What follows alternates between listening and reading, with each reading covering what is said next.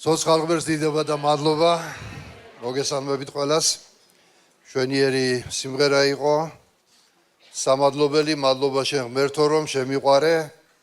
ისეთი როგორიც ვარ დღეს ჩემი თემას მადლიერებაზე იქნება და სასიამოვნო მართლაც სიმღერა იყო და ყოველთვის ჩვენ უნდა გავათვისნობიერო ჩვენ ცხოვრებაში ჩვენი უფლის სიყვარული. რამდენად დიდია. რამდენად უსაზღვრარი მისი სიყვარული ყოველი ჩვენთაგანის მიმართ. მაგრამ ამ სიყვარულმა ყოველ ჩვენთაგანს უნდა გვიბიძგოს, იცით საითკენ? ღმერთო, შენ კი შემიყვარე ისეთი როგორიც ვარ, მაგრამ გამხადე ისეთი როგორც შენ გინდა რომ ვიყო. იმიტომ რომ ძვირფასებო ადამიანები ხანდახან ჩერდებიან მხოლოდ იმაზე, რომ ღმერთის მოწყალება დიდი არის. მაგრამ ღმერთის მოწყალება დიდი იმიტომ არის, რომ ღმერთს უფრო დიდი გეგმები აქვს ყოველი ჩვენთაგანის ცხოვრებაში. ღმერთს უნდა რომ ადამიანები უფრო უკეთესები გავხდეთ, უფრო გამგებიანები გავხდეთ, უფრო მორწმუნეები გავხდეთ, უფრო ძლიერები გავხდეთ. არა ისეთები როგორებიც ვართ, მაგრამ ღვთის სიყვარული იმდენად დიდია, რომ ადამიანებს ჩვენ გვიბიძგებს ისევ თავისკენ. მახსოვს ერთხელ მქონდა ხოლმე ძველ მორწმუნეებთან ასეთი შეგონებითი სწავლება, იმიტომ რომ ერთ პერიოდში რაღაც ტენდენცია იყო სულიერად რო აინთნენ ჩვენი დები თავიანთ ქმრებს რო უკადაგებდნენ და უნებოდნენ აი ჯერ ღირსი არ ახარ გამოსორდი დაანებე სასმელს თავი და მერე მოდი ეკლესიაში. ჩვენ ვთხარით რომ დებო ასე არ გინდათ. გამოსორდი როცა ღირსი გახდები მერე მოდი ასე არ ხდება. ღმერთს ისინი უყვარს ისეთები როგორებიც არიან. ამიტომ უკადაგეთ რომ ისინი უფალთან მოვიდნენ და აი უფალი იმოქმედებს მათ გულებში რომ ისინი გახდნენ ისეთები როგორიც ღმერთს უნდა. ღირსებით ჩვენ ღმერთთან ვერ მოვდივართ. ღირსებით ადამიანები ღმერთისგან ვერაფერს ვერ მივიღებთ, რომ აი დავიმსახურეთ და ღირსები ვართ ჩვენ.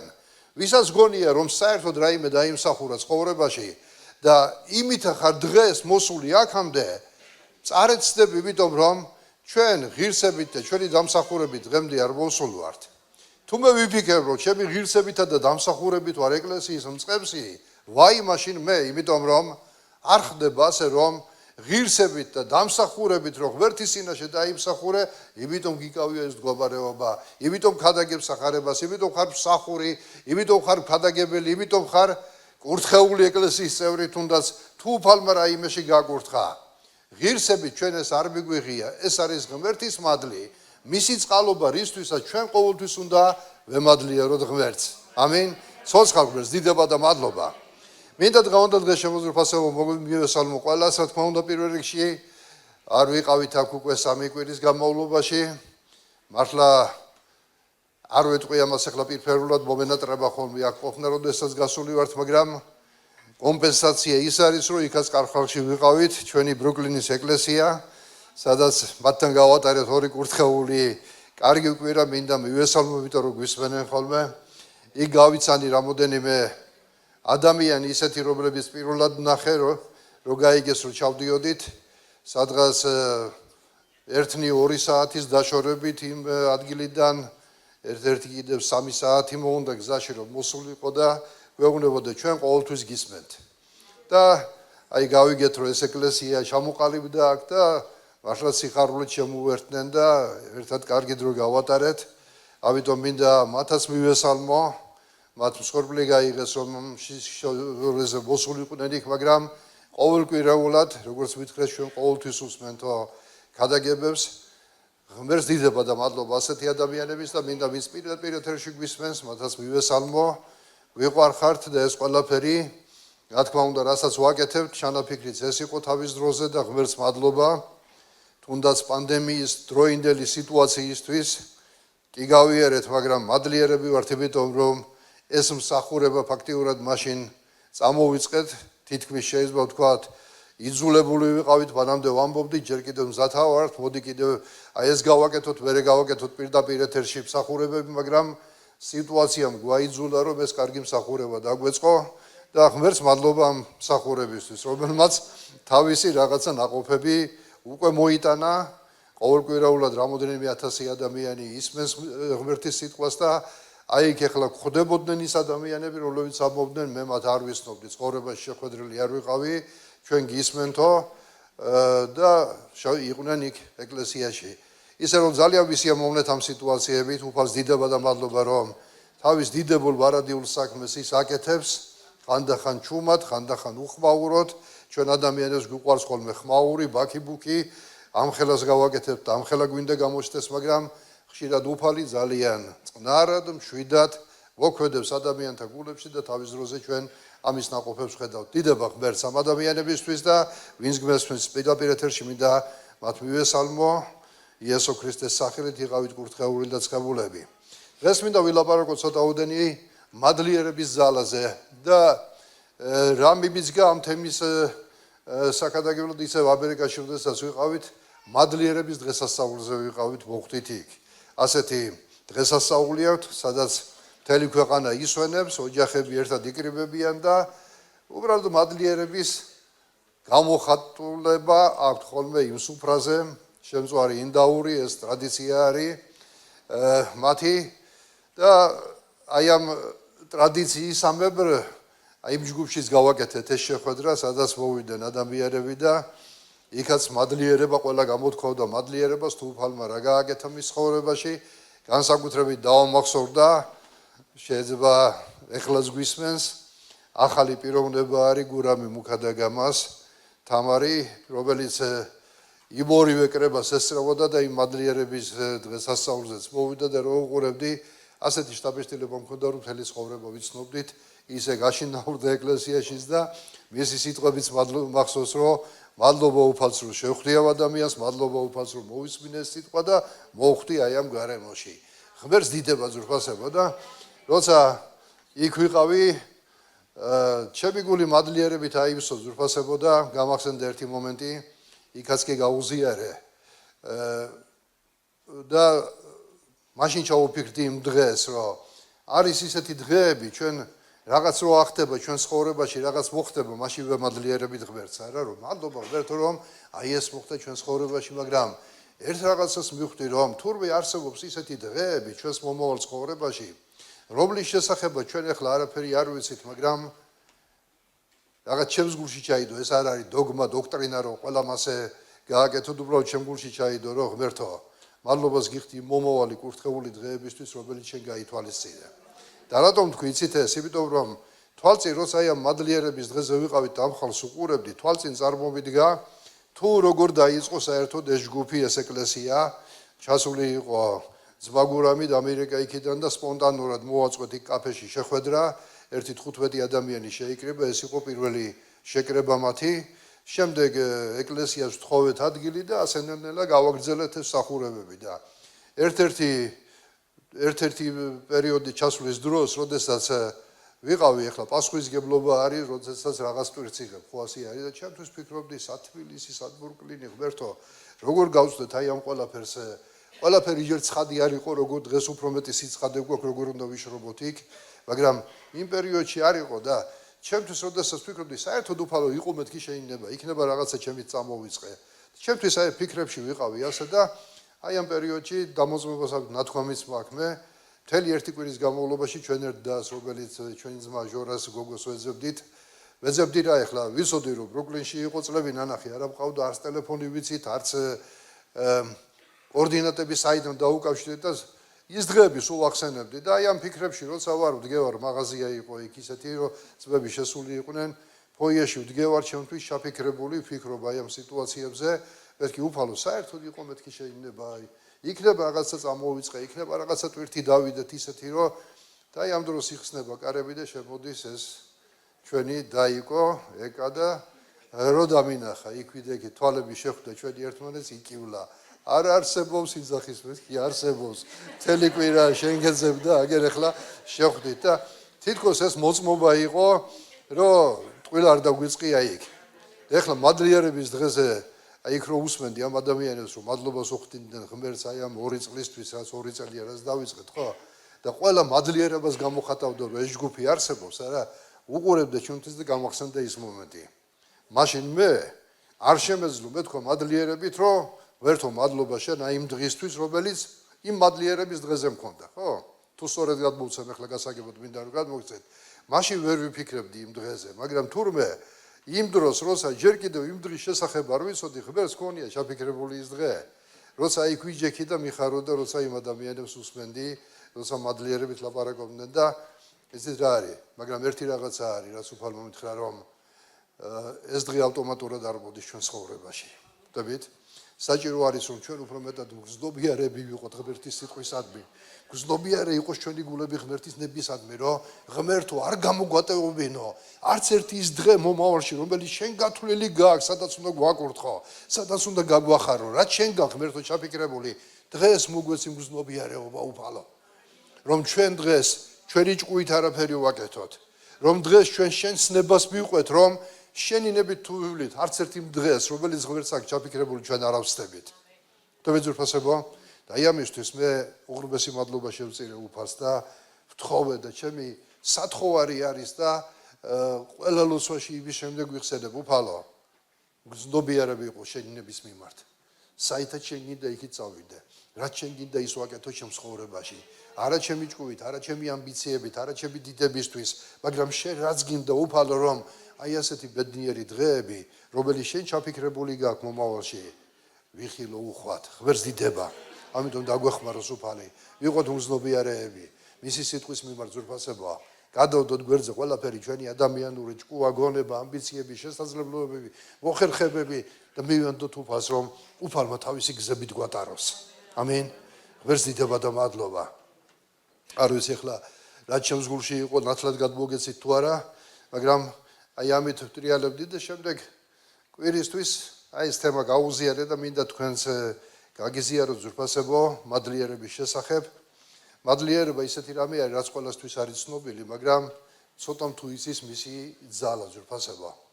და მინდა გიველაპარაკო, რომ მადლიერება მარტო სიტყვა მადლობა არ არის. ყველა ვიცით მადლობა. მადლობა შეიძლება ყველა ადამიანმა გვითხრას. წესიერად აღზრდილმა ადამიანმა იცის, რომ მადლობა უნდა უთხრას. ბავშვობიდან ვასწავლეთ არა ბავშვებს. თუ ვინმე რაღაცა მისცა ბავშვს, აბა რა უნდა უთხრა? მადლობა. ხო, კარგია ეს, მაგრამ შეიძლება მადლობას ამბობდეს ადამიანი უბრალოდ სიტყვით, მაგრამ მადლიერება, რომელზეც ჩვენ დღეს ვლაპარაკობთ და უნდა ვილაპარაკოთ, ეს არის გულის მდგომარეობა. ეს არ არის უბრალოდ მადლობის თქმა სიტყვიერად რაღაც კონკრეტული საქმისადმი, თუნდაც ესეც მადლიერების აუცილებელი გამოხატულება არის. მაგრამ მადლიერება ეს გულის მდგომარეობა, როცა ადამიანი აცნობიერებს მთელი გულით იმ მიღებულ სიკეთეს, რომელიც მან მიიღო. რაც მოხდა მის ცხოვრებაში. ის სიკეთე ღმერთისგან მოდის, ადამიანისგან მოდის თუ გარემოებებისგან მოდის. ამას არ აქვს მნიშვნელობა, როცა გულწრფელად აფასებს ადამიანი აი ამ მიღებულ სიკეთეს. მადლიერება ძვირფასებო ამის გამო ვთქვი, რომ მოკლედ ნიშნავს, რომ დააფასო ის სიკეთე მთელი გულით და უპასუხო ასევე დაფასებით. მადლიერება. მინდა მაგალითი მოგიყვანოთ, მაგალითად თუ ვიღაც რაღაც მძიმე სიტუაციაში დაგიდგა გვერდში. სიტყვით იყო, შეგონებით იყო, ფინანსურად იყო, მორალურად იყო თუ არა აქვს მნიშვნელობა. თუ რომელიმე ადამიანი ძნელ პერიოდში გვერდში დაგიდგა, ან გაგამხნევა, დაგეხმარვა. აი ამ დროს უნდა ვიცოდეთ ერთი რამე ძვირფასებო, როცა შენ ამას არ მიიჩნევ აი ამას.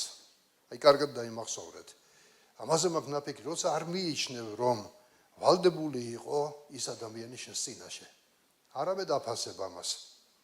და ღმერთს მადლობა უნდა შესწირო იმისთვის, რაც მოგცა. უმადურობა ეს ის მდგომარეობა, რომელიც საპირისპიროა ამისი. შეიძლება მეორე მაგალითია, რომ ადამიანი დაგეხმაროს ფინანსურად, გვერდში დაგიდგეს რაღაც პერიოდებში, მაგრამ უმადურობა ეს ის მდგომარეობა, როცა ადამიანი ამას ვერ ამჩნევს, ან არაფასებს აი ამ მიღებულ სიკეთეს, თითქოს ყველაფერი თავისთავად ეკუთვნის და ასეც უნდა ყოფილიყო. იცით, აი ცხოვრებაში ალბათ ყველა შეფხოდრია ჩვენ მადლიერი ადამიანების და უმადური ადამიანებიც. უმადური ადამიანის თვისება ასეთი არის, რომ 9 რო კარგი გაუკეთო და მეათე ვერ შეძლო და ვერ გაუკეთო. ის 9 ჩათვალე დავიწყებული არის და ის უმადური დარჩება. უმადურ ადამიანს თუ დაეხმარები ძვირფასებო, უმადურმა ადამიანმა შეიძლება ასეთი რაღაც თქვას, რომ ხო კარგია რომ დამეხმარე, მაგრამ იცი რა, მეტის გაკეთება შეგეძლო. არიან ასეთი ადამიანები. 1000 არის წასული სადღაც ემიგრაციაში, სთხოვა ფული და სთხოვა მაგალითად $500 და მეტი ვერ შეძლო იმ ადამიანმა და გამოუგზავნა $100. $100-ზე მადლიერი კი არ არის, მაგრამ იზახი შენ მეტის გაკეთება შეგეძლო, ახლა ეს 100 რა იყო, ხო? მაგრამ ეს 100 ხო ვალდებული არ იყო ის ადამიანი, რომ შენთვის მოეცა. მადლიერი გულის ადამიანი ამისთვისაც მადლობას შესწირავდა უფალს, მაგრამ უმადური გულის ადამიანი იტყვის, რომ ხო, მადლობა, მაგრამ მეტის გაკეთება შეგეძლო. ხმამაღლა თუ არ იტყვის, გულში მაინც გაიფიქრებს ამას. ამიტომ ამბობ, რომ მადლიერება ეს გულის მდგომარეობაა.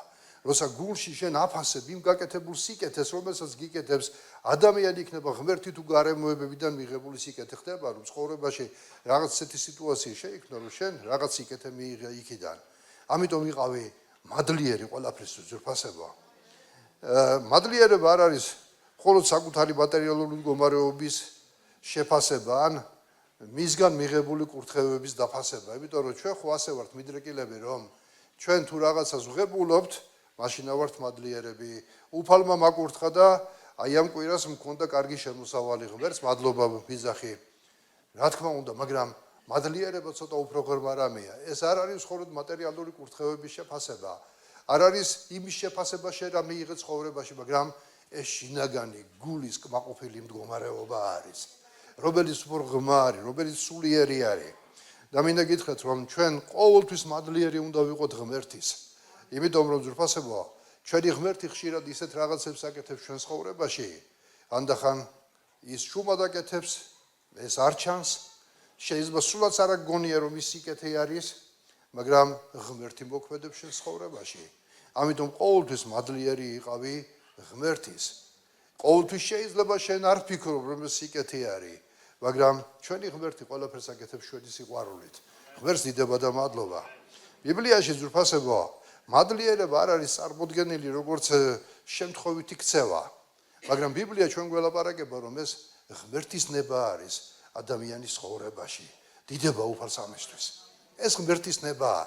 პირველი რაც მინდა გითხრათ ძვირფასებო, აი როცა ჩვენ ვლაპარაკობთ მადლიერებაზე, ეს არ არის აი ჩვენი ქრისტიანული ცხოვრების რაღაც დანამატი, ეს არის ჩვენი ქრისტიანული ცხოვრების განუყოფელი ნაწილი, მადლიერება. იმიტომ ვამბობ ამას, რომ პირველ რიგში უფალი ამბობს, 1 თესალონიკელთა მე-5:18 მუხლი, მადლიერნი იყავით ყველაფრისთვის, რადგან ეს არის ღმერთის ნება, თქვენთვის ქრისტე იესოში. ამენ. კიდევ ერთხელ გავიმეორებ, 1 თესალონიკელთა მე-5:18 მუხლი, მადლიერნი იყავით ყველაფრისთვის. მოდი ყველამ თქვათ ყველაფრისთვის. აქ არ არის შერჩევითობა, ამისთვის მადლიერი იყავი, ამისთვის მადლიერი ნუ იქნები. მადლიერი იყავი ყველაფრისთვის, რადგან ეს არის ღმერთის ნება, თქვენთვის ქრისტე იესოში. ამენ. ცოტა რთულია შეიძლება ამ სიტყვების მნიშვნელობას ძალიან ღრმად ჩავსდო, მაგრამ რამდენადაც ჩავსდებით იქამდე ვისაუბროთ ძვირფასებაა. თურმე მორწმუნე ადამიანები ჩვენ ვემადლიეროთ ღმერთს უნდა ყველაფრისათვის. რატომ? იმიტომ რომ მადლიერება არ არის ზრფასდებო, მხოლოდ როცა ის თვისება, რომელიც მარტო კარგ დროს ივლინდება. მადლიერება ზრფასებო, ეს არის სულიერი ხედვა. ეს არ არის ის თვისება, რომელიც კარგ დროს, როცა კარგ სიტუაციაში ხარ, აი იმ დროს ვლინდება. ეს სულიერი ხედვა. დღეს ქრისტიანებს უნდა გქონდეს სულიერი ხედვა მადლიერებისა, რომ ჩვენ ყველაფრისთვის ცხოვრებაში უნდა ვემადლიეროთ ღმერთს. იმიტომ რომ ღმერთმა იცის, რომ როდესაც ადამიანი მადლიერებას გამოხატავს, მისი გული ისეთ მდგომარეობაში შედის ზრფასებო, როცა მადლიერი გულისა ხარ. რატომ ვაფასებს უფალი და რატომ გეუბნება ყველაფრისთვის მადლიერი იყავით? იმიტომ რომ მადლიერება როცა არის ადამიანის გულში, ადამიანის გული ისეთ მდგომარეობამდე მიდის, სადაც ზრფასებო, შიში ქრება, სუსტდება შიში, სადაც ეჭვები უკან იხევს, სული ძლიერდება და ადამიანი იწყებს ღმერთის ნების შესაბამისად ცხოვრებას. მადლიერება არა მარტო ავლენს სიყვარულს ზრფასებო თავის გარშემო და ცხოვრებაში, არამედ აღადგენს მადლიერება ადამიანის სულს. შინაგან მდგომარეობას აღადგენს მადლიერების დროს ადამიანი. ადამიანი მადლიერების დროს ზრფასებო რწმენით უფრო ძლიერი ხდება, უფრო უკეთესი ხდება.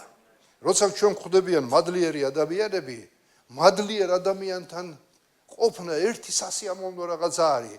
მისი პირიდან გამოდის ყოველთვის სიკეთე. აი დაუფიქრდით, მადლიერი ადამიანი ვინ შეხვედრიათ, როგორი არის? არა წუწუნებს ზურფასებო, არავის არ ასამართლებს, არავის მსჯავრს არ ასდევს, არავისი არ ლაპარაკობს. მადლიერი გულის ადამიანი კმაყოფილია ყველაფრისთვის. მადლობას უხდის ყველას. გაღიმებული სახეა, გარშემო ყველაფერი და ყველა უყვარს, იმიტომ რომ მისი გული მადლიერი არის. მისი ბუნება ასეთი. მაგრამ უმადურ ადამიანს შეხვდები თუ არა, მაშინვე ყარს მასთან ურთიერთობა. ყველაფერზე უკმაყოფილოა, ვიღაცას ასამართლებს, ყველაფერი გონია რომ ყველაფრის ღირსი არის, ყველაფერი დაიმსახურა მან და ასე რო ხდება მის ცხოვრებაში, რატო ხდება ასე მის ცხოვრებაში? ყველა მის წინაშე ვალდებულია, ყველას მისი ვალი აქვს. და ასეთ ადამიანთან ურთიერთობა დამერწმუნდა ძალიან რთული არის და შეიძლება უსიამოვნოც არის, უსიამოვნო განცდა გიჩნდება.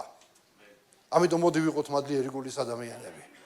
მადლიერება ეს სულიერი თვისებაა, ჩემო ზურფასებო. ეს გულის მდგომარეობა არის.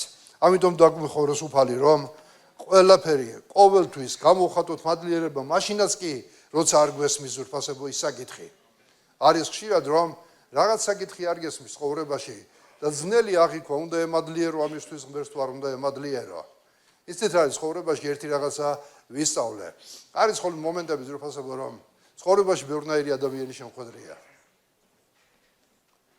ძალიან ურთიერთობებში ნეტარებას და სიამოვნებას განმისდია მადლიერი ადამიანების მხრიდან, მაგრამ უმადური ადამიანი ძალიან ბევრი შემოხვედრია. უმადური ადამიანი, რომელმაც შეიძლება გული გატკინოს, გიღალატოს, მოგატყუოს, რაღაცა ისეთი გააკეთოს ცხოვრებაში, რომ წარმოდგენა დაგიკარგოს ყველაფერზე. იცით ამას იყო პერიოდი, როცა ძალიან მტკივნეულად აღიქვავდი. რა თქმა უნდა, ახლა სიამოვნებით არ ვღებულობ ესეთ რაღაცეებს, მაგრამ ერთი რამე ვისწავლე ჩემო ზურფასებო. როგორ შეიძლება ასეთ დროს ემადლიერო?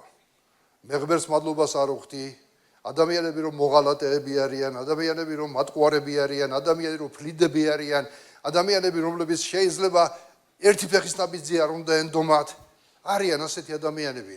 ამისთვის არ ვხდი მადლობას ღმერთს. მაგრამ იცით რა არის? იმისთვის ვხდი მადლობას ღმერთს, რას ვისწავლე ასეთ ადამიანებთან ურთიერთობაში. და იცით რა ვისწავლე? პირველი რაც ვისწავლე, ზუსტად ვიცი როგორი არ უნდა ვიყო. ზუსტად ვიცი როგორ არ უნდა მოვექცე ადამიანებს მე. ზუსტად გავითავისე, ბევრი გაკვეთილი და თეოლოგიაც არ მჭირდება ამისთვის, როგორ არ უნდა ვიყო მე და როგორ არ უნდა მოვექცე მე სხვა ადამიანებს. და ეს ყველაფერი მასწავლა ასეთ ადამიანებთან ურთიერთობამ, გულისტკენამ მასწავლა და ღმერთს მადლობას ვეუბნები უფალო. ზუსტად ვიცი აი ამ სიტუაციებში, რომ არ ავიცხრე გული არაფერზე, მე ვიცი ახლა ჩემს ცხოვრებაში მე როგორ არ უნდა მოვიქცე, როგორ არ უნდა მოვექცე სხვებს. ამიტომ შემოძრფასებო, რა თქმა უნდა, რთულია მომენტებში გაიგო რისთვის ემადლიერები, მაგრამ გული იყოს მადლიერების სავსე. ყველაფრისგან რაღაცა კარგი ისწავლე, ყველაფრისგან რაღაცა კარგი გამოიღე, რომელიც შენ სარგებლობას მოგიტანს, შენ სულიერ მდგომარეობას სარგებლობას მოიტანს. ახლა რომ გამოვეკიდო, მე მახსოვს, როცა უფალი დამელაპარაკა, როცა ვფიქრობდი, რომ აი იმ ადამიანს ეს ეკუთვნის, ეს უნდა უთხრა და მართლა ეკუთვნის და შეიძლება ბევრი ეკუთვნის უფრო მეტიც, უფალმა მითხრა, ასე არ უპასუხო, თორე შენც ისეთი გახდები, როგორც ისინი არიან. და მე მაშინვე უხრუჭი რო არის, აი დავამუხრუჭე და მივხვდი უფალო. ესე იგი უფალი ზრუნავს, რომ მე არ ვიყო ისეთი. და მე ვისწავლე, ზუსტად როგორი არ უნდა ვიყო, როგორ არ უნდა მოგიქცე შენ, როგორ არ უნდა მოვექცე მეგობარს, როგორ არ უნდა მოვექცე თანამსახურს, როგორ არ უნდა მოვექცე წყემს და ასე შემდეგ, ხო? შეიძლება გვეშლება რაღაცეები. ეს არ არის ზურფასებო პრობლემა, როცა რაღაცა გვეშლება, მაგრამ ჩვენ უნდა ვიცოდეთ ცხოვრებაში. შეცდომის გამოსწორებას უნდა იცოდე. ეს მადლიერი გულის ადამიანს შეუძლია და არა უმადურ ადამიანს. უმადური ადამიანი უფრო მეტად გაქვავდება, უმადური ადამიანი უფრო შორსავა, მაგრამ მადლიერი ადამიანი თავის შეცდომასაც გაითავისებს და იმ მდგომარეობაში მოვა, რომელიც უფალს უნდა. მადლიერება იქონიე სიბნელეშიც, როცა გზა არ აჩანს.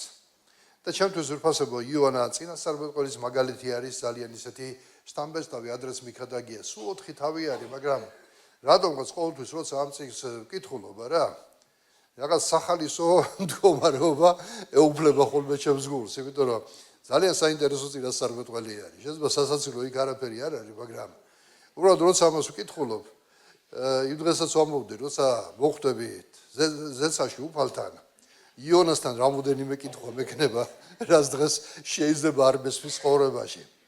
იქ ხო დრო ბევრი გვექნება სალაპარაკო. და ისე რა არის, როცა ვკითხულობ, იონას ელაპარაკება უფალი. რომ წავიდეს ნინევიაში და აუწყოს ნინევიას, რომ ნინევია უნდა დაიღუპოს. მას ესმოდა ღმერთის ხმა, მაგრამ უყურეთ ზურფასებო. ღმერთის ხმა გესმის ერთია, მაგრამ ემორჩილების სხვა არის კიდევ. მას ესმოდა ღმერთის ხმა, მაგრამ ნინევია ეს იყო ერთთაყვანისმცემელი ხალხი, ისრაელის მტრები და ამ ადამიანმა არ მოისურვა იქ წასვლა თავის მტრებთან. და როცა უფალი ეუბნება, მაგალითად მეუბნება წავიდე მე დასავლეთში და ავიღე ბილეთი და წავედი აღმოსავლეთში. ჩაჯდა გემში და წავიდა საპირისპირო მიმართულებით. თან ჩავიდა დაბლა ტრიუმფში, წამოწვა დაიძინა და ზღვაზე ამოვარდა ქარიშხალი. და ბიბლია პირდაპირ ამბობს ზურფასებო, ეს ღმერთისგან იყო ეს ქარიშხალი. და როცა დაიწყეს ახლა მეზღვაურებმა, მგზავრებმა ამ გემის განტვირთვა, გადაყარეს ყველაფერი, ქარიშხალი არ ცხრება, დაიწყეს მერე ლოცვა, ყველა თავის ღმერთთან ლოცულობდა და ბოლოს თქვენს მოდი წილი ვყაროთ. ვის გამო არის ეს რო გვემართება ჩვენ? და მივიდნენ იოანამდე. და იოანას ეკითხებიან, ვინ ახარ, საიდან მოდიხარ, სადაური ხარ? და როცა იოანა მოუყვა თავის თავგადასავალს, რომ უფალმა უთხრა, რომ უნდა წასულიყო იქ და წავიდა საპირისპირო მიმართულებით, ამ ხალხმა იცით რა თქვა? ესენი ყველა ლოცულობდა თავის ღმერთთან. სხვადასხვა ღმერთების თაყვანისმცემელი ხალხი იყვნენ. ყველა თავის ღმერთთან ლოცულობდა. და იცით რა უთხრეს, როცა გაიგეს, ეს რა ჩაგიდენიაო. იმდენად ის იყო ამ ადამიანებისთვის ის, რომ იოანა გაექცა ღმერთის სიტყვას და არ დაემორჩილა, ეს რა ჩაგიდენია უთხრეს. მაინც არ უნდათ გადაგდება იოანასი და ეცადნენ, რომ გემი ნაპირამდე მიეყვანეთ, მაგრამ წერია, რომ ღმერთმა უფრო დიდი ქარიშხალი მოავლინა, რომ გემი არ მიუშვა ნაპირზე. და იოანამ უთხრა, გადამაგდეთ. არ უნდათ გადაგდება, მაგრამ ბოლოს იძულებული გახდნენ, გადააგდეს იოანა და ქარიშხალი ჩადგა. და მათ მისეს აღთქმები ღმერთს. საქმე სულიერი მაინც გაკეთდა. და ისეთ რა არის? თევზს უბრძანა უფალმა და გადაყლაპა იოანა. და წერია იონას იქში, როცა ვკითხულობთ, მთის ძირებამდე დავიდა, ანუ დაბლა ფსკერზე. და იქიდან ზურფასებო, აი ამ სიბნელეში იონამ, როცა თევზის მუცელში იყო და სიკვდილთან ახლოს იყო, მან დაიწყო ლოცვა. და ნახეთ რას ამბობს იონას მეორე თავის მეცხრე ბუხლი. მე კი მსხვერპლს შემოგწირავ სამადლობელი სიტყვებით. ნახეთ, თევზის მუცელში ღრმა ფსკერზე ჩაწოლილი უფალს ეუბნება, მსხვერპლს შემოგწირავ სამადლობელი სიტყვებით. რაც აღმითქვა შევასრულებ, რადგან ხსნა უფლისგან არის. აი ამ ძიმე პერიოდში სიკვდილის პირასაც კი იონა სამადლობელ ლოცვას წირავს ღმერთს. არ წირავს ღმერთს სხვა სიტყვებით, არ ეუბნება და არ იმართლებს თავს, რომ რისთვის უფალო, იმურწმუნო ნინევიელებისთვის და ასე შემდეგ. ადამიანურად ხომ არ შეეძლო გაემართლებინა თავი, მაგრამ იონა თავს არ იმართლებს, ის ამბობს, მე სამადლობელი სიტყვებით შემოგწირავ მსხვერპლს. და აი ამის შემდეგ ზურფასებო, სანამ განთავისუფლდა ამ პრობლემისგან, მან სამადლობელი ლოცვა შესწირა და ამის შემდეგ იყო რო წერია. მაშინ უბრძანა თევზს უფალმა და მანაც ხმელეთზე ამოანთხია იონა. ამინ.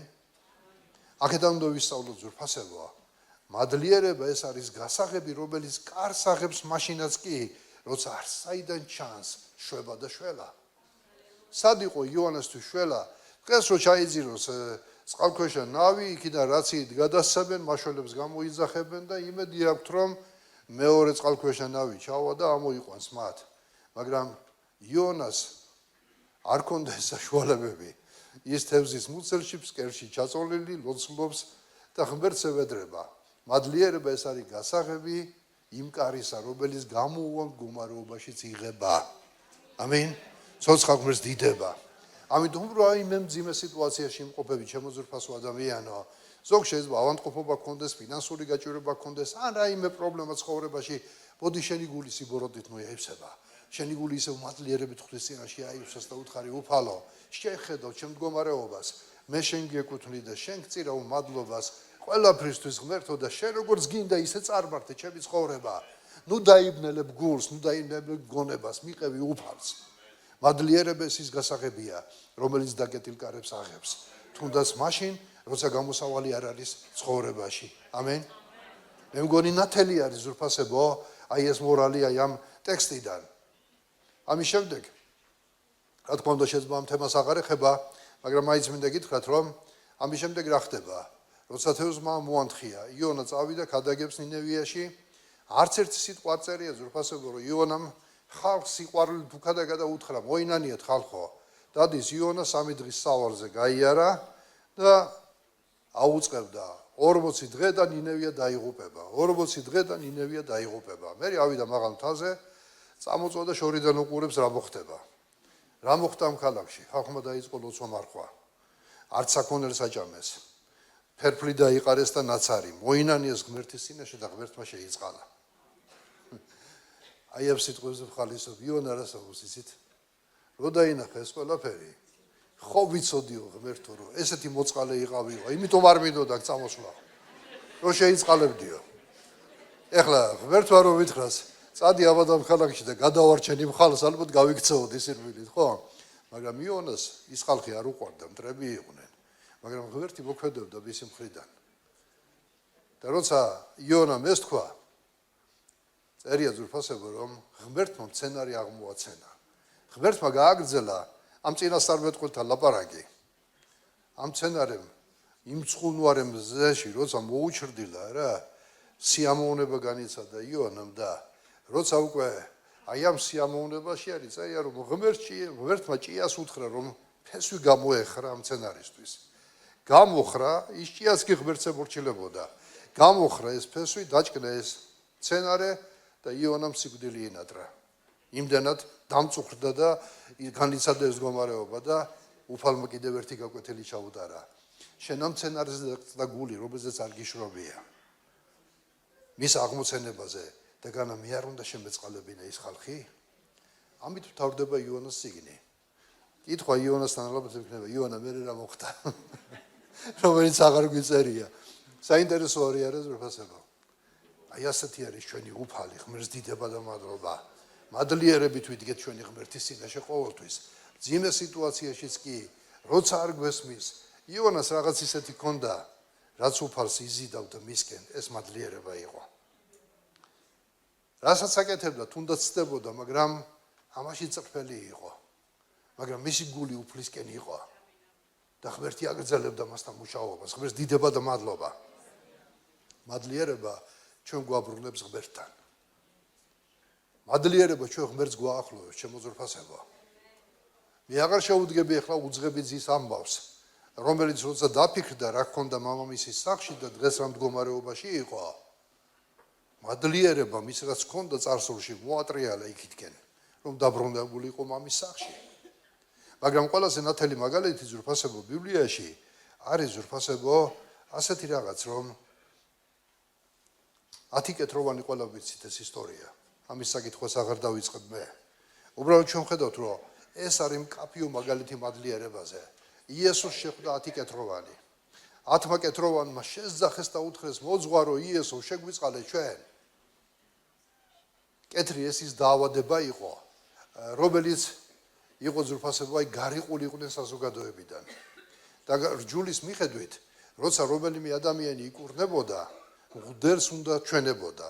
მღვდელი გასინჯავდა მას და მას უნდა მიეცა დასტური, რომ ეს ადამიანი განკურნებულია და შეუძლია ისევ საზოგადოებასთან ურთიერთობა. ისე გარიყულები იყვნენ. და იესომ უთხრა მათ, წადით და მღვდელს ეჩვენეთ. წავიდნენ ზურფასებო და წერია ზურფასებო ამის შემდეგ, რომ გზაზე განიკურნენ ათივე ყველა. გზაში მათ მიიღეს განკურნება. იესომ ეკითხა, ხოლო წერია, მაგრამ მხოლოდ ერთი დაბრუნდა, დაემხო იესოს ფეხით და მადლობა შესწირა. აი ამ 10-დან 10-ვე განიკურნა, 10-ვეს ერთი და იგივე საჭიროება ჰქონდა, ერთი და იგივე თხოვნა ჰქონდა, 10-ვე ერთ ღმერთს ევედრებოდა და 10-ვემ ზუსტად ის მიიღო, რასაც ევედრებოდნენ. მაგრამ უყურეთ, ამ 10-დან ერთი დაბრუნდა, რომელმაც მადლობა შესწირა და ესეც უცხოტომელი იყო.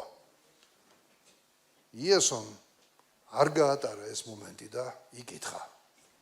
ნუ თუ 10-ვენი არ განიწმინდნენ, 9 სადღა არიან? არავინ აღმოჩნდა, რომ მობრუნებულიყო ღმერთის სადიდებლად გარდა ამ უცხოტომელისა?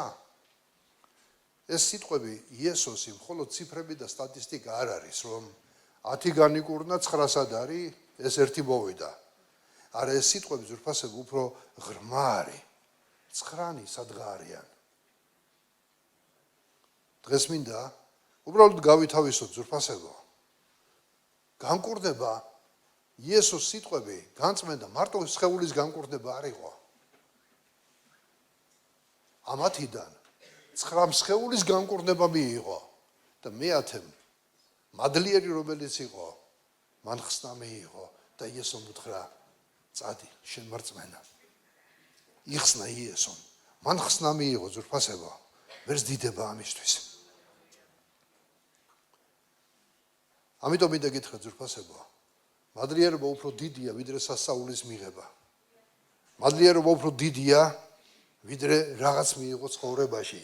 სასწაულის სხეულს კურნავს. მაგრამ მადლიერება სულს კურნავს. ამინ. შეიძლება ცხოვრებაში ჩვენ რაღაცები მივიღოთ. მაგრამ მადლიერება სულის განკურნება, მადლიერება სულის ხსნა, ამიტომ იესომ თქვა, შენ მარწმენამ გადაგარჩინა. იმ 9-მ გამოტოვა ეს სიტყვა იესოსი, რომ იესოს მათთვისაც ეთქვა, რომ თქვენ მარწმენამ გადაგარჩინათ. ისინი განიკურდნენ ღმერთის მადლით და მისი სასწაულით, მაგრამ ამ ერთმა, რომელსაც მადლიერება ჰქონდა გულში, მან მიიღო გადარჩენა. ამინ. ამიტომ მინდა გითხრათ ძვირფასებო, იმ ერთის მადლიერება ეს არის ჩვენთვის ჭეშმარიტი რწმენის მაგალითი. მან გაიხსენა თუ ვინ განკურნა. გაიხსენე შენ ცხოვრებაში ღმერთს რა გაუკეთებია შენთვის. რა წყალობა გამოუღია შენ ცხოვრებაში. არასდროს არ უნდა დაივიწყოს ადამიანმა, რაც უნდა ვისწავლოთ ამ ტექსტიდან, რა გააკეთა უფალმა შენთვის. მეორე რაც უნდა ვიცოდეთ, მან ხმამაღლა და უფალი. არ უნდა დადუნდე, როდესაც ღმერთი რაღაცას აკეთებს შენ ცხოვრებაში. რატო გიჭირთ ხოლმე? ძვირფასებო, მინდა ბევრს მიმართო. მხოლოდ ერთეულები ახერხებენ, რაღაც მიიღო უფლისაგან. ერიდება, ვერ ამოწმებს ხალხში. ხმამაღლა თქვი რა გააკეთა უფალმა შენ ცხოვრებაში. განკურნება იყო, სულიერი განკურნება იყო, ფიზიკური იყო, რაღაცის გაკეთება არ შეგეძლო და უფალი შეგეწია. უნდა შეგვეძლო სამადლობელის გამოხატვა, საჯაროდ, ხალხთან, დაძმებთან, დამოწმება, ლაპარაკი უფლის დიდებაზე. იმიტომ რომ ეს მადლიერების გამოხატულება არის. მან დაიმდაბლა თავი მესამე რაც უნდა ვიცოდეთ და იესოს ფეხით დაემხო. მადლიერება ეს გადარჩენის ნიშანი არის. ჰალელუია. 9 სადღა არიან. დღეს ეს კითხვა აქტუალურია დღეს, თუნდაც ამ დარბაზშიც. შეიძლება ვთქვათ, რომ ჩვენ ხო ყველა მორწმუნეები ვართ. იცით სახარებაში რა წერია, ყველაფერი მორწმუნეებს გვეხება. 9 სად არიან? რატო არის ეს კითხვა დღეს ძვირფასებო? სად არიან ის ადამიანები, ვინც ლოცვაში მიიღეს კურთხევა და აღარ უბრუნდებიან ლოცვას? სად არიან ადამიანები, რომლებსაც განკურნება მიიღეს, ან სამსახური არ ქონდათ და უფალმა აკურთხა, ან რაღაცა კარგი მოხდა მათ ცხოვრებაში და დღეს ეკლესიაში არ დადიან,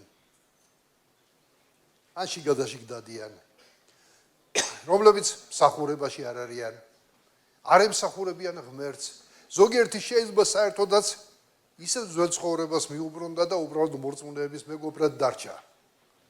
დღეს ეს კითხვა ისმის ძვირფასო ადამიანო, დანარჩენი 9 სად არიან? სად ახარ ის ადამიანი, რომელმაც კურთხევა მიიღე ღმერთისაგან, გაკურთხა თავის დროზე უფალმა, გაიხსენე ყველა გაკეთებული საქმე შენ ცხოვრებაში, რაც გაუკეთებია უფალს. შემდეგ გავიდა დრო, მოიწყე ცხოვრება, ყველაფერი თითქოს კარგად აგაგ დღეს, მაგრამ დაგავიწყდა მადლიერება უფლის წინაშე. დაგავიწყდა რომ შენ თავზემოთ უფალი არის. გაიხსენე, ქრისტე კითხულობს, ცხრანი, სად ახართ? სად წახვედით? მე მინდა ვიყო მეათე ადამიანი. გინდა მეათე ადამიანის ადგილზე იყო? მაშინ იყავი მადლიერი. ნუ იქნები იმ 9 ადამიანის რიცხვში, რომლებიც უმადურები იყვნენ. იყავი მადლიერი. იყავი მეათე ადამიანის მსგავსად მადლიერი შენი უფლის წინაშე. გეხმარებათ რამეს ეს სიტყვები? ჰალელუია. დიდება ჩვენ უფალს, უფასება. როგორ უნდა გახდე მეათე ადამიანი? ამაზე უბრალოდ გეტყვით, რომ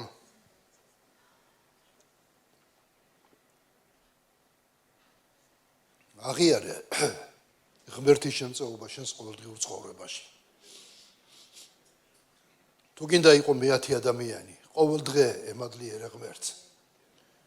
გაიხსენე ყოველ დღე რა გაქვს შენ სამადლობელი ღვთის წინაშე და აღმოაჩენ რომ თურმე მრავალი რამ მქონია სამადლობელი. ადიდე ღმერთი ხმამაღლა, ილოცე მადლიერებით.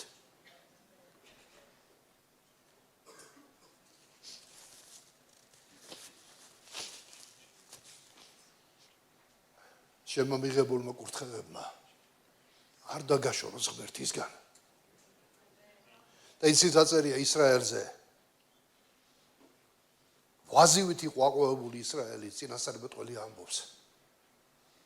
მაგრამ აი ამ კურთხევის დროს მათ დაიწყეს უცხო ღმერთების თაყვანისცემა. ხშირად კურთხევები, როცა ადამიანი მადლიერი გულით არ არის ღვთის წინაშე, კურთხევები ადამიანს აამპარტავნებს, აამაყებს. თითქოს და ყველაფერი თავისი დამსახურებით მიიღო. მრავალმა ადამიანმა მიიღეთ კურთხევები ღმერთისაგან. მე იმ 9-ს მიუმართავ, რომლებიც დაშორდნენ ღმერთს.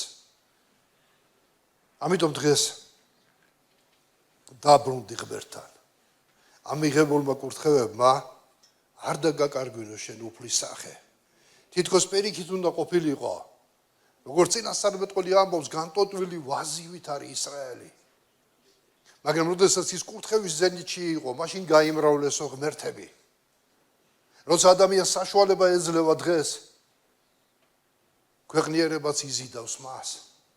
მიღებული შემოსავლები, კარგი კურთხევა ცხოვრებაში, კურთხევა, როცა გაქვს ფინანსური კურთხევა, უფრო მეტის გაკეთება შეგიძლია ცხოვრებაში. და ის უფრო მეტი საითკენა გაქვს მიმართული. გონივრულად, უფლისკენ, ოჯახისკენ, თუ კიდევ რაღაცები გინდა დაიკმაყოფილო, რაც მეტი გაქვს, უფრო მეტი მოგენდომება. რაც მეტ სიშოვი, უფრო მეტი შოვნის სურვილი მოგინდება.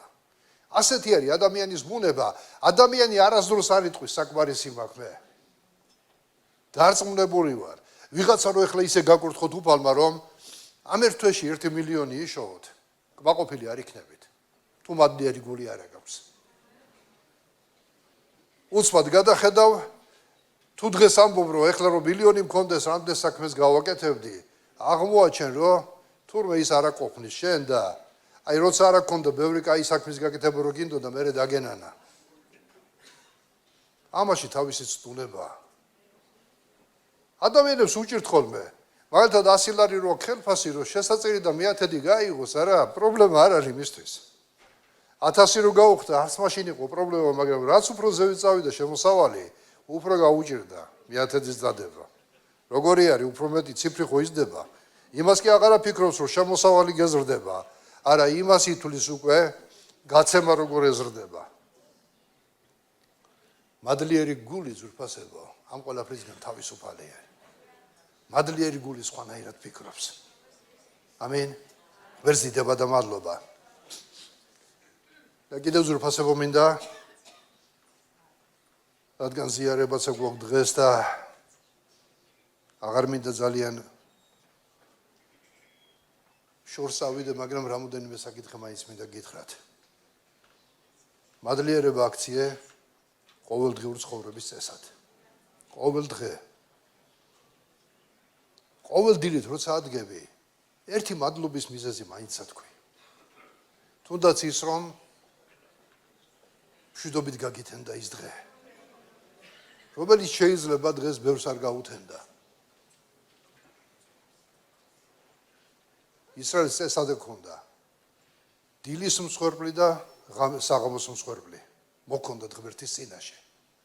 მადლობა შესწირე დილით, თუნდაც მარტო იმისთვის რომ მშვიდობით გაგითენდა და საღამოთი მადლობა შესწირე ღმერთს რომ მშვიდობიანად ჩაიარა იმ დღემ. იმ დღეში რაში გაკურთხა ღმერთმა? სამადლობელი ყოველთვისა გვაქვს ჩვენ. იყავი ის ერთი, ვინც დაუბრუნდა უფალს. ამენ. კიდევ ერთი მნიშვნელოვანი რაღაც არის, რასაც მადლიერება აკეთებს ჩვენს ცხოვრებაში. მადლიერება აღადგენს ადამიანის შინაგან მდგომარეობას და ერთი ესეთი მომენტი არის ზრფასება. ცნობილი ფსიქოლოგიური კვლევა იყო იმის შესახებ მადლიერება როგორ კურნავს გულს შინაგან ადამიანს.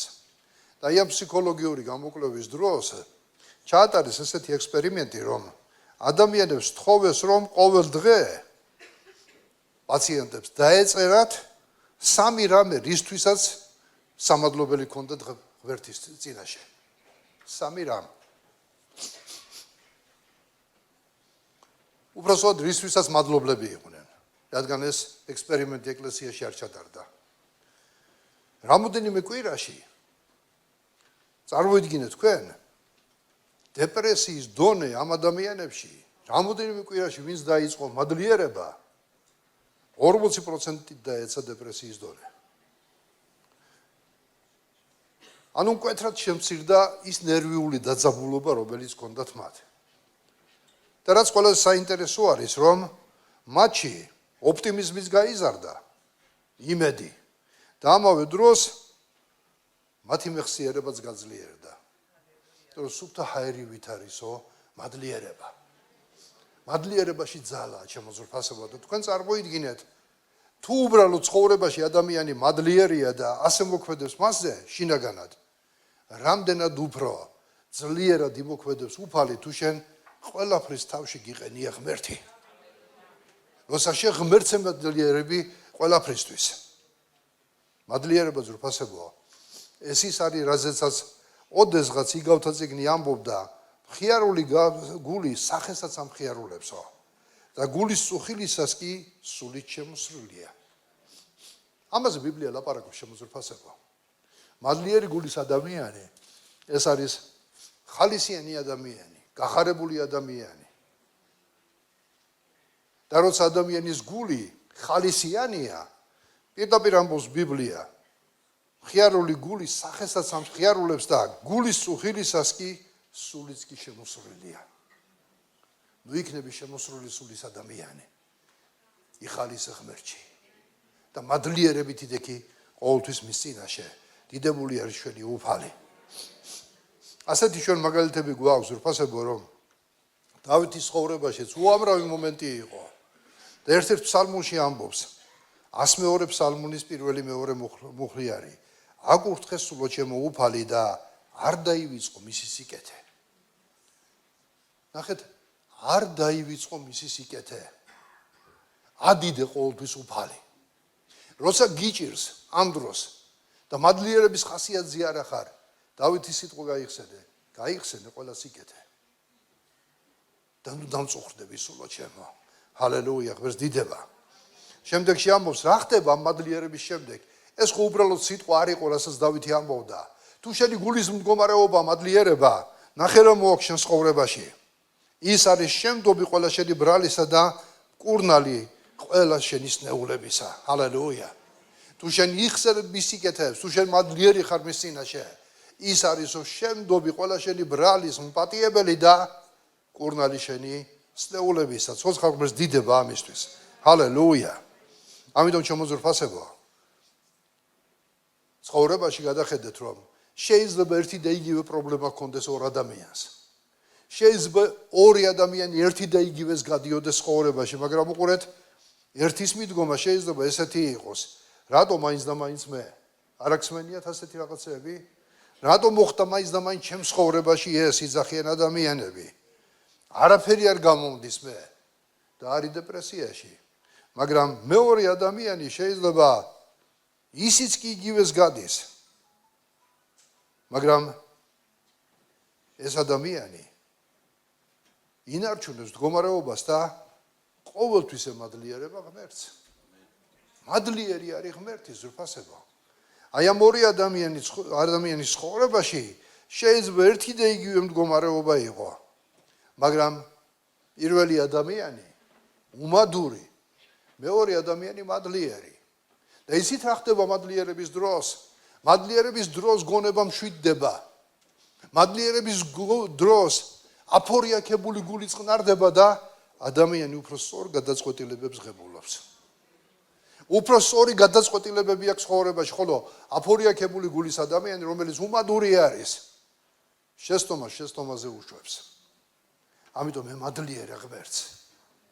მადლიერება ყოველთვის სწორი გამოსავალი არის. დაიწყნარე სული, დაიწყნარე გონება და ამ დაწყნარებულ გონებაზე უფალი გაჩვენებს გამოსავალს. ჰალელუია, ღმერთს დიდება.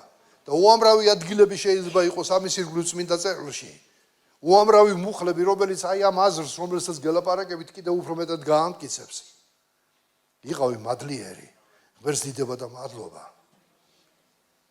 მადლიერება ძვირფასებაა. ეს არის სულიერი ბრძოლა. ეშმაკმა იცის ძვირფასებო, რომ თუ მადლიერებას და გაკარგვინებს შენ ცხოვრებაში, მაშინ ძალიან ბევრს მიაღწევს ის. მაგრამ თუ მადლიერი იქნები ცხოვრებაში, ეშმაკმა იცის, რომ ეს ძლიერი იარაღია შენს ხელში. რადგან მადლიერმა ადამიანმა იცის ღმერთის ძალა, მისი მადლი, მისი წყალობა. მადლიერება შემოზრფასება ჩვენს ურთიერთობებსაც აალაგებს ერთმანეთში. როცა ორ ადამიანს თუნდაც რაღაცა სადაოხთ ერთმანეთში, მადლიერი გულის ადამიანი სხვანაირად იქცევა და უმადური გულის ადამიანი სხვანაირად იქცევა. ამიტომ მოდი გავზარდოთ მადლიერების სული ჩვენ შინაგან ადამიანში. ყოველ დღე დაიწყე მადლიერებით. ყოველ დღე ემადლიერე უფალს. მადლობა თქვი იმაზე, რაც მოგცა უფალმა და კიდევ რაც მომავალში მოსაცემია ღმერთს შენთვის, მადლობა უთხარი ღმერთს. მადლობა თქვი გასაჭირის დროს. მადლობა უთხარი ღმერთს შენს გარშემო მყოფ ადამიანებზე, ეკლესიაზე მადლობა უთხარი ღმერთს.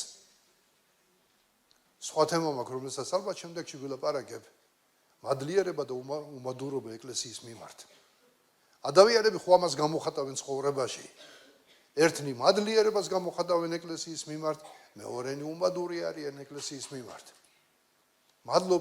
მადლობელი იყავი იმ ადამიანებით, რომელიც შენს გარშემო არიან. მადლობა ღმერთს ოჯახისთვის, მადლობა ღმერთს შვილებისთვის, მადლობა ღმერთს ჩემი და-ძმებისთვის, რომელსაც ყოველკვირეულად ხვდები. მადლობა ღმერთს იმ და-ძმებისთვის, რომელსაც უჯრედის კრებაზეც ხვდები, უბნის კრებაზეც ხვდები. მადლობა მათთვის. განა იმიტომ რომ ყველანი სრულყოფილები ვართ და ვყავი ვართ. ჩვენ შეიძლება ნაკლებიც აგვაქვს, ჩვენ შეიძლება ერთმანეთთან კონფლიქტის მოგვივიდეს, მაგრამ ერთმანეთს ხეხავთ რო იტყვიან, ვლესავთ ერთმანეთს. მადლობა ღმერთს ეკლესიისთვის. მადლობა ღმერთს ეკლესიის მსახურებისთვის. მადლობა ღმერთს ეკლესიაში წარმოთქმული ყოველი სიტყვისთვის, ეკლესიის ლოცვებისთვის, იმ ადამიანებისთვის, რომლებიც ემსახურებიან ღმერთს. ნუ იქნები უმადური და ნუ იტყვი, აბა ეხლა რა არის, ეხლა ყოველკვირეულად მივდივარ იქმე, ახალი რა უნდა მოვისმინო, თუ ყურის ასმენა და ახალსაც მოისმენ. სათანადოდ არ მაფასებენ, მეუფრობეთის გაკეთება შემიძლია, უმადურობის უამრავი გამოხატულება არსებობს ზურფასებო ცხოვრებაში. ნუ იქნები უმადური, მადლიერი იყავი ეკლესიის. თუ რამეს მიაღწიე საერთოდ შენ ცხოვრებაში და სულიერებაში ეს ეკლესიის დამსახურება არის. შენ არ მოგიტანია ეს ეკლესიაში. შენ არ შემოგიტანია ეს ეკლესიაში. შენ როცა მოხვედი ეკლესიაში ეს ყველაფერი დაგხვდა, მსახურება, სულიერი ხალხი, ქადაგება, ლოცვა, შეგონება, ამან შენ მორწმუნედ გაქცია. და თუ შენ დღეს უმადური იქნები, 1000 უმადური აზრი დაგებადება ტვინში და აზრში. იყავი მადლიერი. ცოცხალ დიდება და მადლობა. და როცა მადლიერი ხარ, შენი სულიერი თვალები ახელილი ხდება უკვე. მანამდე დახუჭული გაქვს და უკვე ხედავ ღმერთი რას აკეთებს ეკლესიაში. მადლიერი ადამიანები ხედავენ ღმერთი რას აკეთებს ეკლესიაში. მადლიერი ადამიანები ხედავენ ღმერთი როგორ კურნავს დაჭრილ სულებს. მადლიერი ადამიანები ხედავენ ღმერთი როგორ განკურნავს თუნდაც ნეულებებს. მადლიერი ადამიანები ხედავენ ღმერთი როგორ ლაპარაკობს ეკლესიაში. რამდენ ადამიანს უთქვია აქაც თუ სხვაგანაც. სწორედ გამიგეთ ახლა მე ჩემ დამსახურებაზე არ არის ლაპარაკი. მე მინდა ყოველთვის ვილაპარაკო ის რაც ღმერთს უნდა. და ვცდილობ ყოველთვის ამას. და ძალიან ბევრს უთქვია თუნდაც ონლაინში ვინც გვისმენს რომ ვინც შემხედრია აი როცა გვესმისო ქადაგება ხშირად ვამბობთ რომ ჩვენზე ლაპარაკობს. ბევრს უთქვია ხო არავინ არ უთხარით ჩემი მდგომარეობა. მარტო მე კი არა. ამ კათედრიდან ისმის ხოლმე სხვა ქადაგებლებიდანაც. ეს იცით რას ნიშნავს? აბა არის წინასწარმეტყველება ეკლესიაში და წინასწარმეტყველი როგორი გონია შენ უნდა მოვიდეს და გითხრას აი წადი ის შეხვდება აი ეს გააკეთე უნდა გიკარდა ხო სიტყვა სიტყვით წინასწარმეტყველური სული ეკლესიაში ზუსტად ეს არის როცა ადამიანის გულის ზრახვებს ხსნის ელაპარაკება ადამიანების შინაგანს შეიძლება შენ არ იცი ვისთვის იყო მაგრამ ვისთვისაც იყო მანქშენვირად იცის ეს წინასწარმეტყველური სულია რომელიც გეტყვით ეკლესიაში უხვად მოქმედებს დიახ შეიძლება გაბედულება ადამიანებს არ ყოფნით რომ როცა დროს წინასწარმეტყველონ ასე ამბობს უფალი ეს სხვა თემაა და გაზდაჭირდება მაგრამ წინასწარმეტყველური სული მოქმედებს ეკლესიაში განკურნებები მოქმედებს ეკლესიაში ჩვენ გვინახია ადამიანები განკურნა სიმსივნისგან ახალი ორგანომისა განკურნა ძურფასებო კენჭისგან განკურნა კიდევ რამდენი ჩამოვთვალოთ ბოლო ჩემი ბრმა მამა განკურნა უფალმა რომელმაც მომიყვანა შემდეგ ღმერთში მე თვითონ მივიღე განკურნება ადამიანები არიან და ეს ყველაფერი იცით ეკლესიაში მადლობა ღმერთს ეკლესიისთვის ეს ეკლესია რო არ ყოფილიყო მე არ ვიცი დღეს ვინ მივიქნებოდი მე არ ვიცი როგორ წარიმართებოდა ჩემი ცხოვრება მაგრამ ოდესღაც 46 წლის წინ მიპოვა უფალმა და ამ ეკლესიაში მომიყვანა სადაც განკურნა მან ჩემი ცხოვრება და მომცა მომავალი და გამხადა კურთხევა თავის საქმისთვის მე ამისთვის მადლობას უხდი ღმერთს და უამრავი სამადლობელი მაქვს ალბათ ზურფასებო მთელი დღე რომ ვიხსენო და ვიხსენო ამ წლების განმავლობაში ღმერთს რა უკეთებია ყველაფერს ვერც გავიხსენებ ამიტომ უბრალოდ მინდა მადლიერება გამოვხატო ჩემი უფლის წინაშე ვიყავი მადლიერი ამინ მინდა შემოზურფასებოა დასასრულს ზიარების წინ მოგიწოდოთ და გითხრათ მოდი ამ ლოცვაში მადლიერება გამოვხატოთ ჩვენი ღმერთის წინაშე თუ მადლობის ელემენტები აღმოაჩინე შენში უბრალოდ მოინანი პატიებას თხოვე უფალს იყავი მადლიერი და ამ თემას უფრო მეტად ჩაუღრმავდი უთხარი უფალს უფალო მასწავლე მადლიერება სულოც მინდა მასწავლე მადლიერება მე უბრალოდ რაც ვიფიქრე რასაც ჩავზვდი ის შევძელი გადმომეცა მაგრამ ალბათ შეიძლება უფრო მეტი მადლიერების ირგვლივ ლაპარაკი ამიტომ მოდი ავივსოთ მადლიერების სულით ვემადლიეროთ უფალს ვემადლიეროთ ადამიანებს ვემადლიეროთ საერთო ცხოვრებაში რაც მოდის ჩვენ ცხოვრებაში თუნდაც თუ გარემოებებმა გული გატკინა ადამიანებმა გული გატკინეს და შენ აქედან რაღაც ისწავლე ამისთვისაც ემადლიერე უფალს ოღონდ უნდა იცოდე შენ არასდროს არ მოექცე სხვებს ისე როგორც შენ მოგექცნენ მაგრამ იესოს მიერ დადგენილი ოქროს წესი ასეთი არის როგორც შენ გინდა რომ მოგექცნენ შენ ისე მოექცე მათ ებრაელებს ასე ჰქონდათ რომ პირიქით ჰქონდათ მათ თუნდაც ესეც ნორმალური არის რომ არ მოექცე სხვებს ისე როგორც შენ არ გინდა რომ მოგექცნენ მაგრამ იესო ამბობს რომ შენ როგორც გინდა რომ მოგექცნენ ასე მოექცე სხვებს ერთია როცა მე ვისწავლე როგორ არ უნდა მოვექცე სხვებს მაგრამ მეორე არის როცა იმას ვისწავლეთ რომ აი როგორც გვინდა რომ ჩვენ მოგექცნენ, ჩვენც ისე მოვექცეთ მათ. ეს იქნება მადლიერების კარგი გამოხატულება ღვთის წინაშე.